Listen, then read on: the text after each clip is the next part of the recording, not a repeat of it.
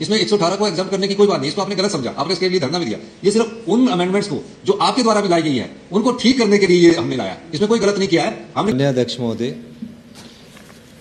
सरकार ने बड़ा सोच समझकर ये अमेंडमेंट लाई है और इसमें किसी प्रकार की किसी लैंड को बेचने के अधिकार से संबंधित नहीं है। पहली बात तो ये अमेंडमेंट जो लाई गई है इसमें सिर्फ इतना प्रावधान हमने किया है कि जो हमारी सोसाइटीज़ है, हमारी जो सोसाइटी है उसमें ये कहा गया है कि जितने भी एग्रीकल्चरिस्ट हमारे जो है, अगर वो कोई 118 की परमिशन से उनको एग्जम्प्ट करने की ज़रूरत है, क्योंकि वो अभी जो कोऑपरेटिव डिपार्टमेंट जो है भारत सरकार का पास पैक्स बोलते हैं उसको, पैक्स के माध्यम से उसका लाभ उनको नहीं मिल पा रहा है। तो जैसे हमारी कोई सिविल सोसाइटी की जो हमारी पंचायतों में राशन वाली सोसाइटी है या कोई और सोसाइटी है, उसको 118 की परमिशन से एग्जाम्प्ट करने की बात की गई है और उन्हीं को की गई है ऐसी सोसाइटी जिसमें सारे एग्रीकल्चरिस्ट है, जो आपने कहा भी है।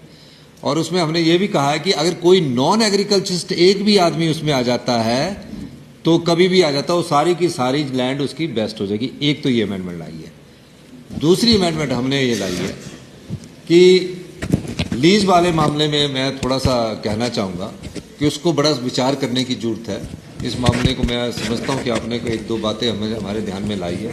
तीसरी बात ऐसा है कि 118 की परमिशन हम जब फ्लैट वाले को दे देते हैं जो हाउसिंग बोर्ड और रेरा में है, अब क्या हो रहा है, मैं आपकी बात सही है, 118 की जब हमने एक प्रोजेक्ट को परमिशन दे दी, एक फ्लैट को परमिशन दे दी, फिर बेचारा दूसरा जब खरीदने आता तो फिर एक फ्लैट को फिर परमिशन देनी पड़ेगी, फिर वो होगा।